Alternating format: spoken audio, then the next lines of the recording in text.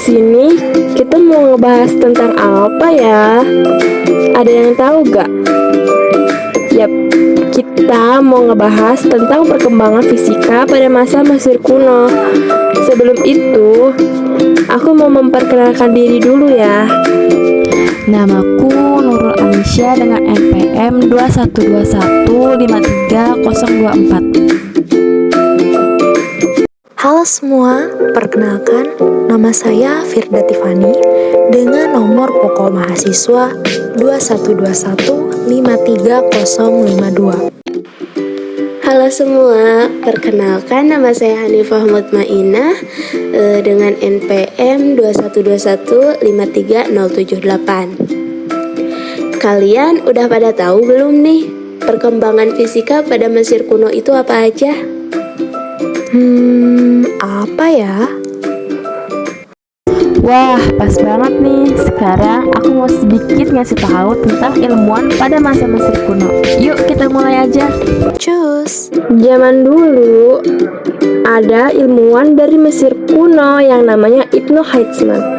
Dia ini lahir di Basrah pada tahun 965 Masehi dan meninggal pada tahun 1039 Masehi di usianya yang ke-74. Nah, Ibnu Haitzman ini merupakan ilmuwan yang senang banget loh melakukan penyelidikan.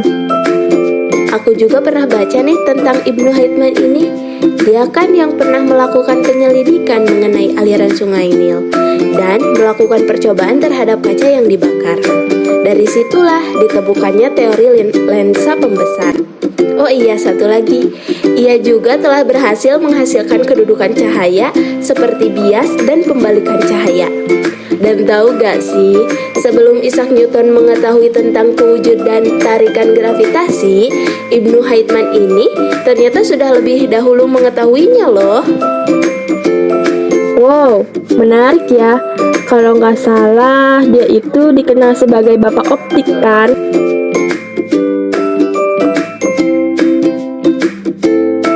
Iya bener, aku juga mau nambahin nih. Dia juga punya beberapa buku karyanya di bidang optik loh. Kalian bisa lihat ya di layar. Berkat kecendekiawannya yang berhasil memecahkan masalah-masalah optik, sampai saat ini ia dikenal sebagai bapak optik. Nah, kita kan udah tahu nih tentang Ibnu Haitzman, ilmuwan dari Mesir kuno ini. Gimana kalau sekarang kita berbicara tentang perkembangan ilmu di Mesir kuno?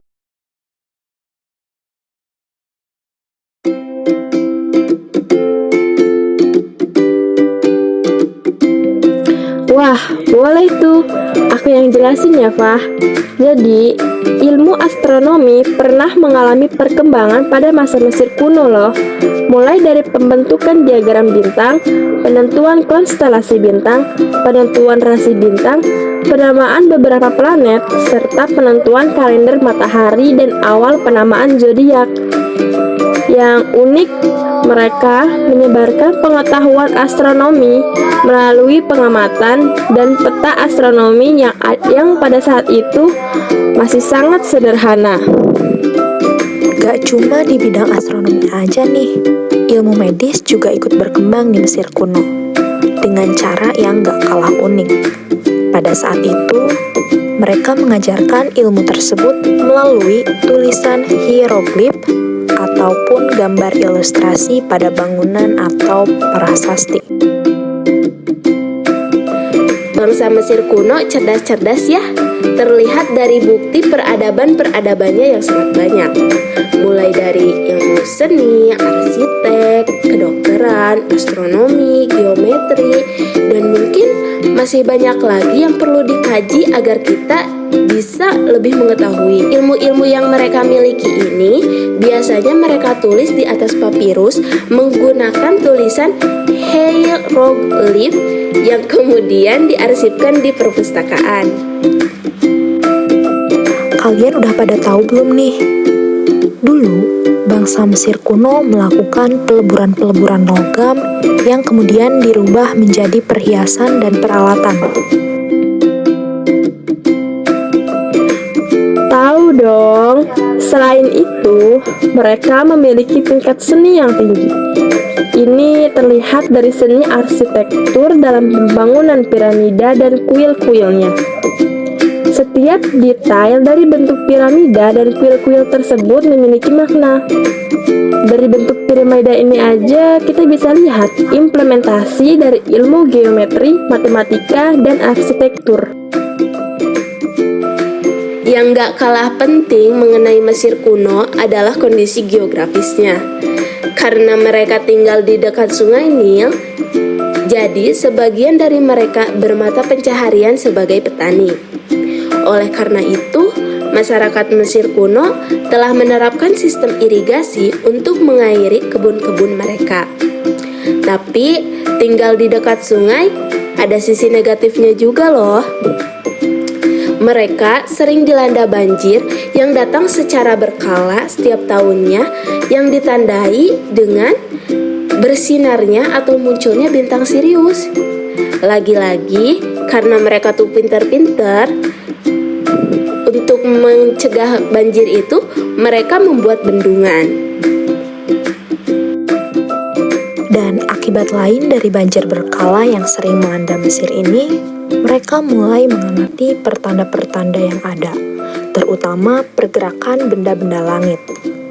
Hasil dari pengamatan tersebut adalah terciptanya kalender Mesir kuno yang merupakan kalender pertama yang ada di dunia. Wah, hebat ya. Bukannya mengeluh karena ditimpa musibah, justru itu malah jadi tambahan ilmu buat mereka.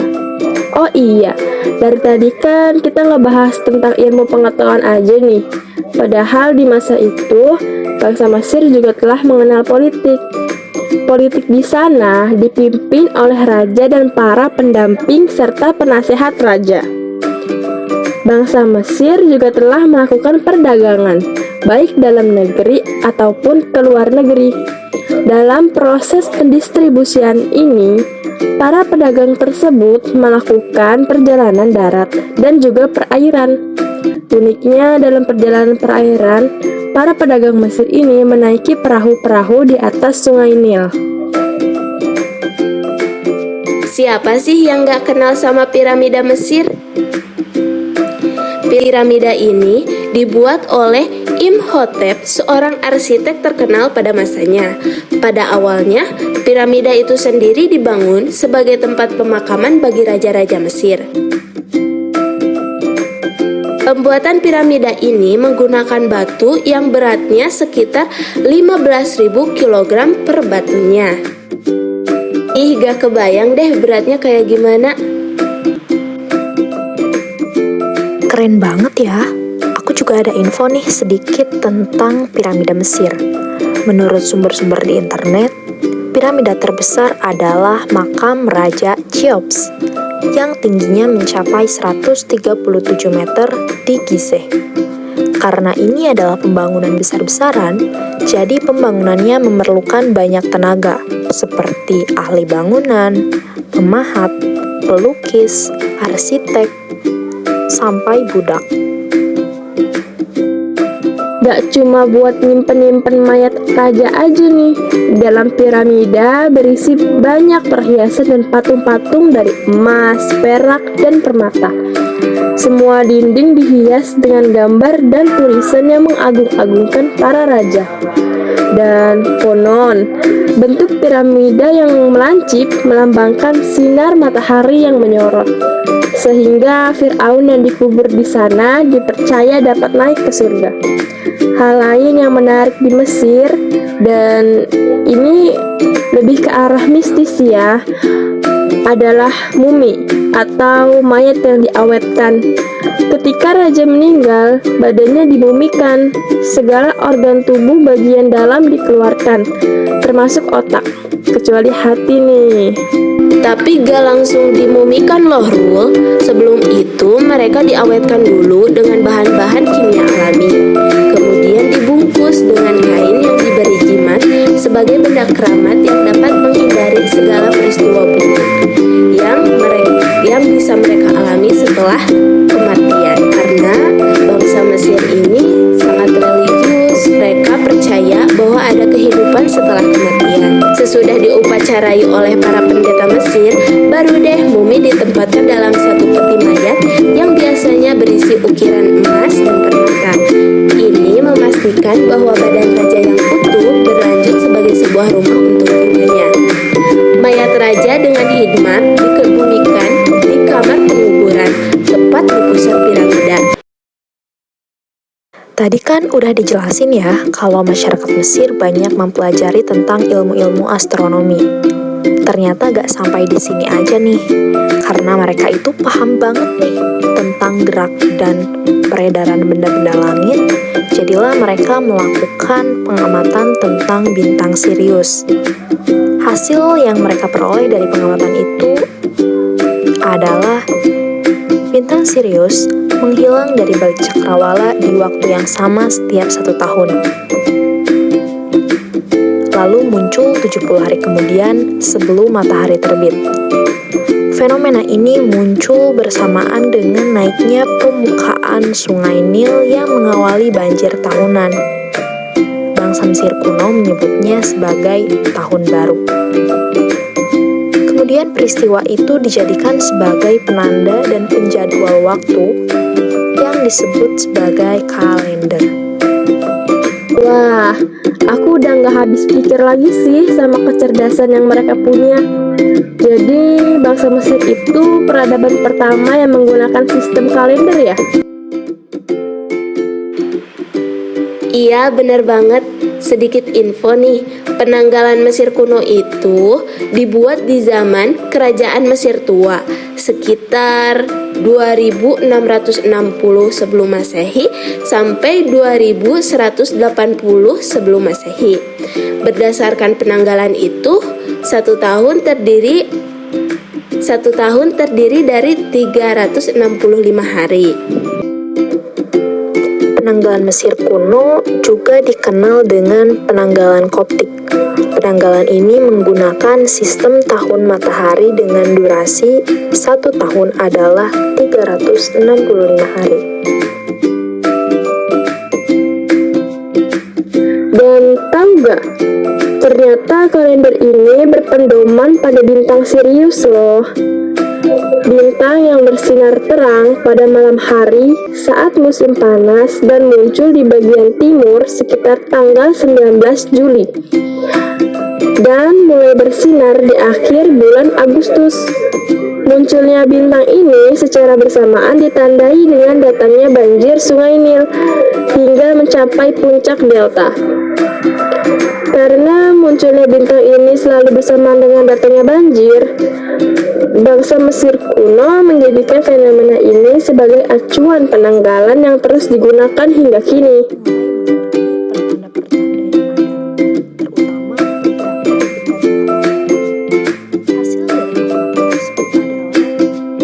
Ada yang tahu gak bintang Sirius itu apa?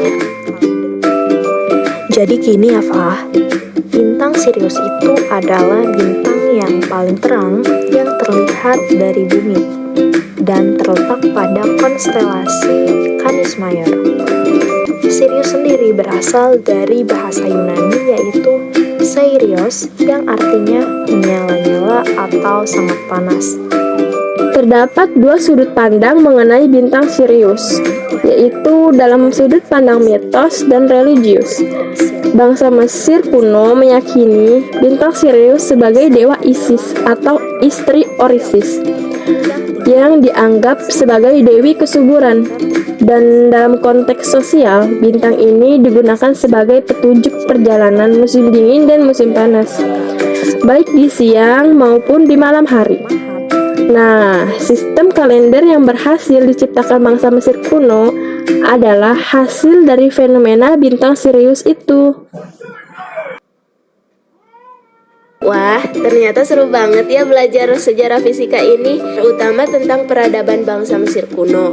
Kita jadi lebih tahu tentang penemuan-penemuan dan ilmu-ilmu yang berkembang pada masa itu.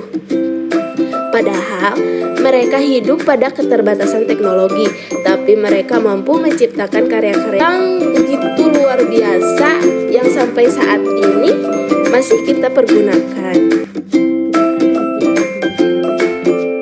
Aku ada ada pantun nih buat penutup. Apa tuh? Piramida tinggi ke angkasa, Cakep. fisika di hati, Eureka. Ajib, anak fisika banget ya kamu, Fah. Terima kasih ya teman-teman atas sharing-sharingnya. Semoga apa yang disampaikan bisa bermanfaat bagi semuanya. Assalamualaikum warahmatullahi wabarakatuh.